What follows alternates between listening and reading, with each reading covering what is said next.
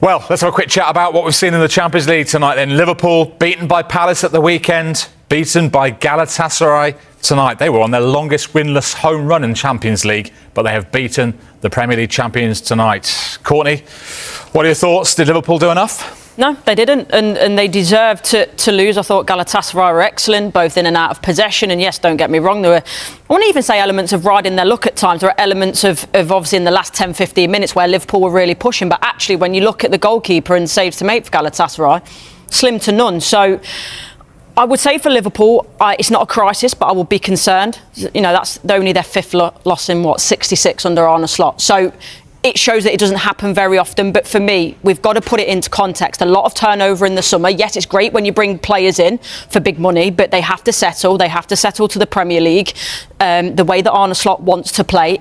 I would be concerned at the fact that they don't feel comfortable to play Frimpong at right back, so you still play in Szoboszlai there, that you miss out of the midfield, and then obviously Conor Bradley deputising. So that's a strange one for me. And also a horrific summer in losing a teammate. So there's been a lot of change, both on the pitch, off the pitch, emotionally, psychologically as well. So not a crisis, but I would be quite concerned because for me as well, they looked tired. They looked a little bit off it. They were outworked tonight, as well as having less quality than Galatasaray. And you'd be concerned as well, wouldn't you, by injuries to Ekitike and Alisson as well? Yeah, exactly. Alisson is a big miss because how many saves have we seen of him already this season where he's kept Liverpool in the game? And the fact that Salah came on, struggled to make an impact. The same with Isak. He had one chance actually really quickly after he came on, but aside from that, he was struggling, obviously getting him back to fitness, and all that again rumbled on with his transfer. So that's everything. There's still a lot up in the air for Liverpool. There's no doubt in my mind, later on in the season, as time goes by, they will come good. It's just, we know how competitive now the Champions League is in the Premier League. They can't afford to lose too many points. It's as simple as that because everyone else is breathing down their neck. So they will come good. They are a good team. This performance doesn't define them, and you're not a bad team overnight. But if you're watching as a Liverpool fan, you're not happy with that. A rare defeat at this stage of the competition for Liverpool. Back-to-back defeats for them tonight. They go to Chelsea at the weekend. That's the Saturday night football. Chelsea have beaten Benfica on Mourinho's return to Stamford Bridge by 1-0. But Steve Sidwell, again, they've ended a game with 10 men, and they made hard work of it tonight, didn't they? Do you know what? Jose Mourinho will come away tonight with regrets because the chances that they created, not clear-cut chances, but they conjured up some chances that could have easily won them the game.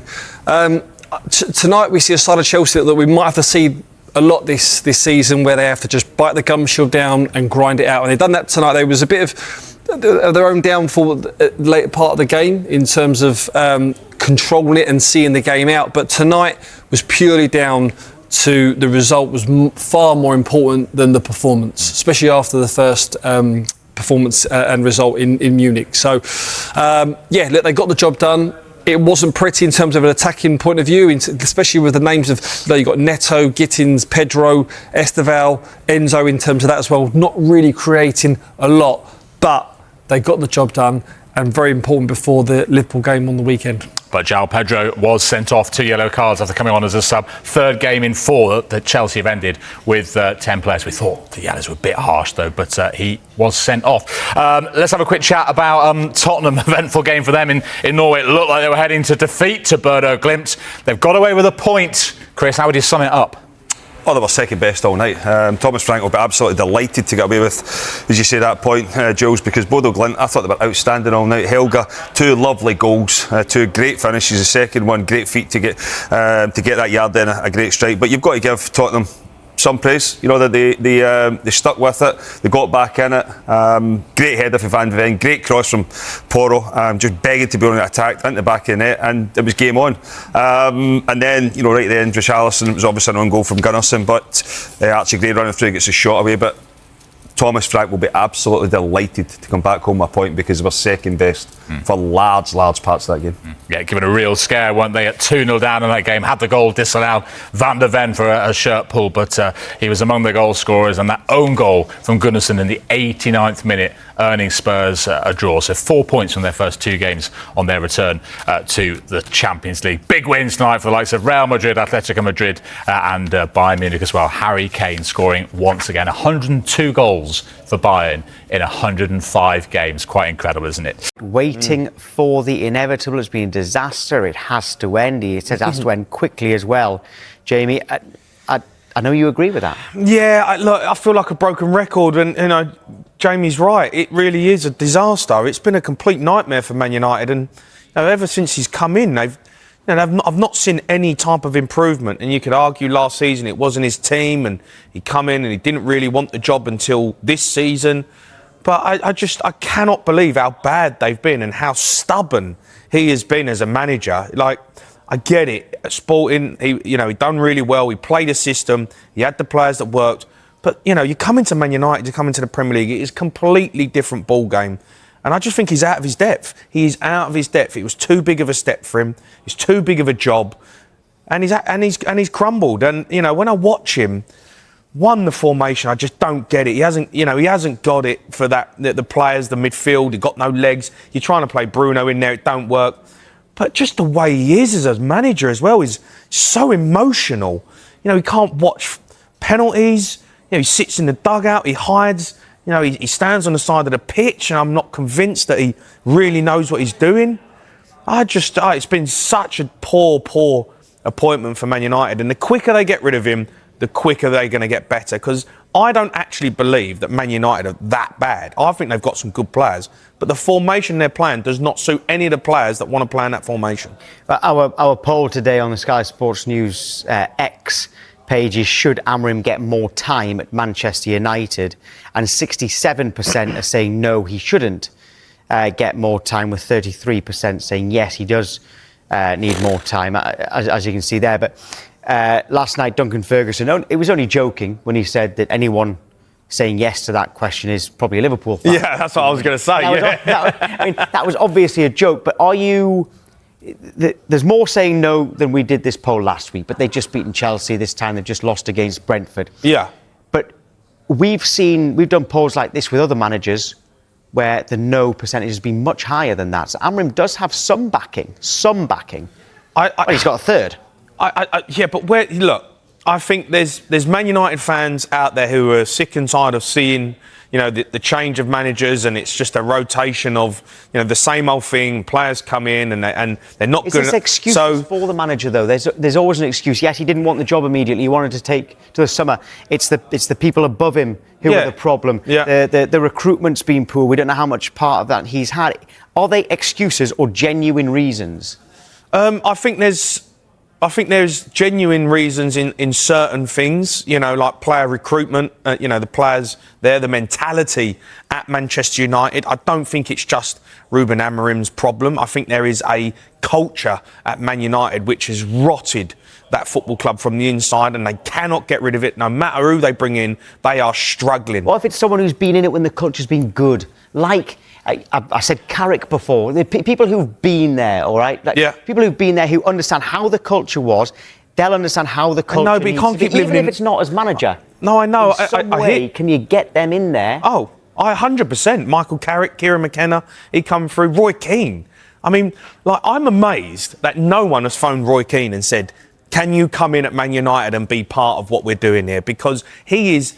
arguably Man United's greatest captain.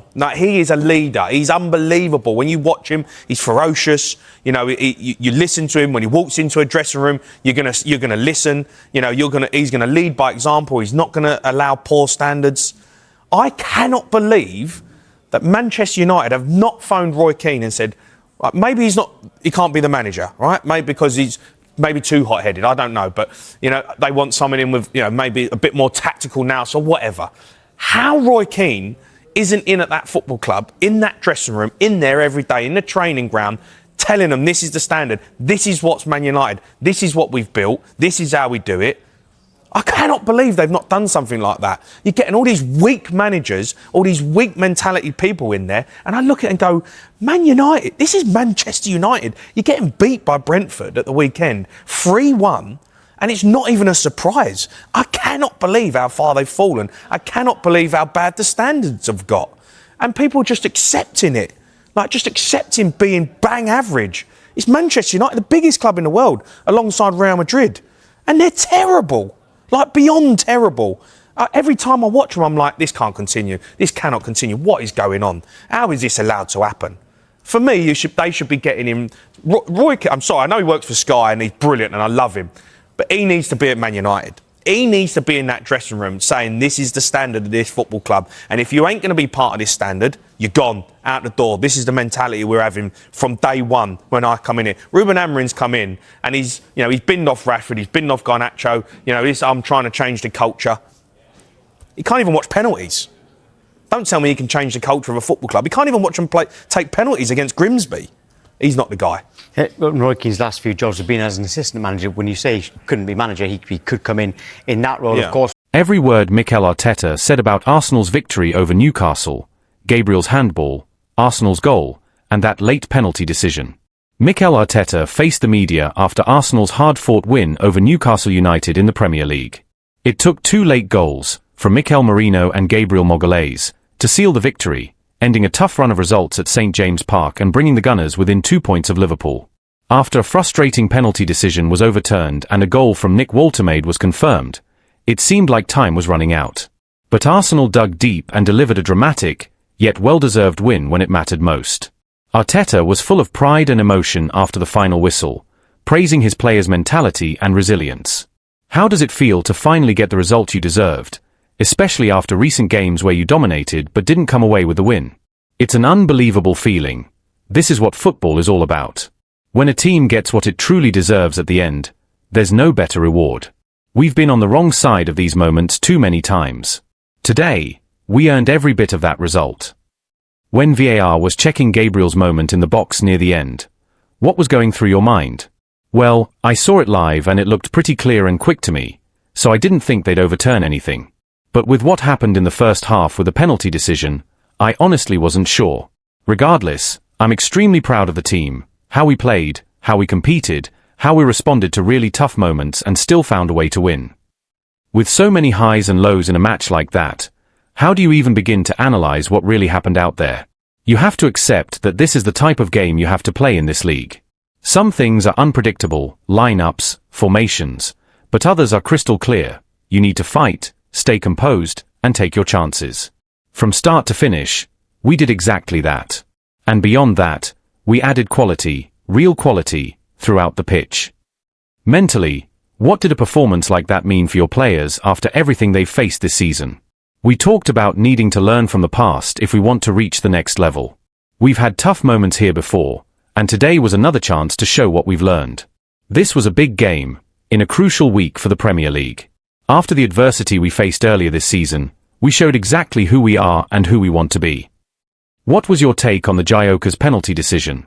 And how impressed were you with how the team responded? I watched it live and again on the big screen, and for me, that's a penalty. We've been told clearly this season that unless it's a clear and obvious error, VAR won't intervene. That wasn't the case here.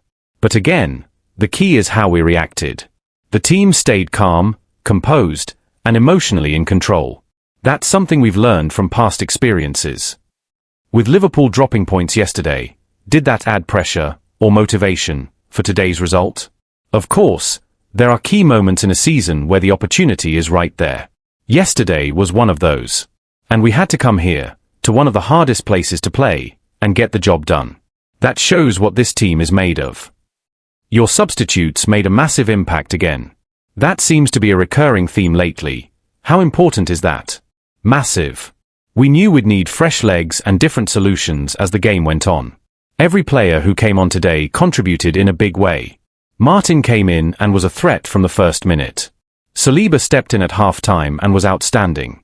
Martin, Degaard, was coming back from a long spell out and still managed to deliver 2 assists. And Mikel Merino gave us the moment we needed most. That's what you want from your bench, game changers. There was a bit of a moment between Gabriel and Woltemade after the goal. Did you see what happened there? No, I didn't catch that, sorry.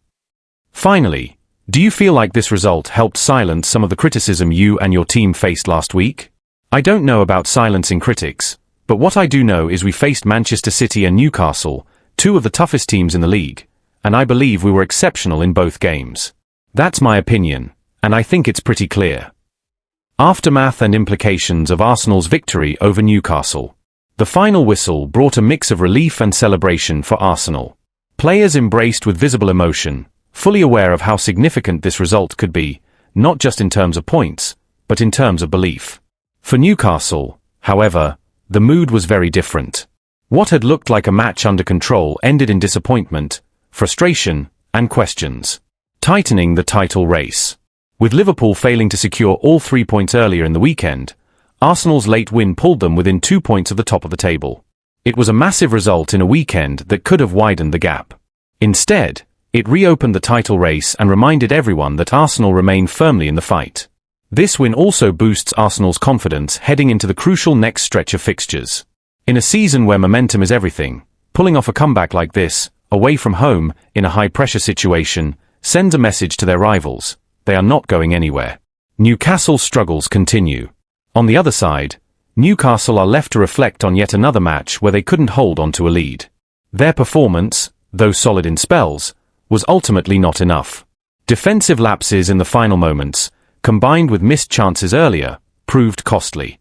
To make matters worse, they suffered a potential injury to Tino Livramento, whose early exit raised serious concern on the bench. The defeat leaves Newcastle slipping further away from the top 4 conversation, and with key fixtures ahead, questions are beginning to mount about consistency and squad depth. VAR controversy and Gabriel's incident. The match was also marked by officiating controversy. One key moment came when Arsenal appealed for a penalty after Victor Gyökeres was brought down in the box, only for the decision to be overturned after a lengthy VAR check. Mikel Arteta expressed his disappointment post-match, stating he believed it was a penalty and that the threshold for overturning decisions should remain consistent. Another flashpoint came after Gabriel Magalhaes scored and appeared to have a heated exchange with Nick Woltemade. The incident raised eyebrows, though nothing was officially reported by the officials after the game. It did, however, reflect the emotional intensity of the match, particularly in those final few minutes. Breaking the St. James Park curse. St. James Park has never been a particularly kind place for Arteta. In the past, both as a player and manager, he's endured difficult moments here. Last season's loss in this stadium was a turning point in Arsenal's title collapse, and those scars were still visible in his cautious tone pre-match.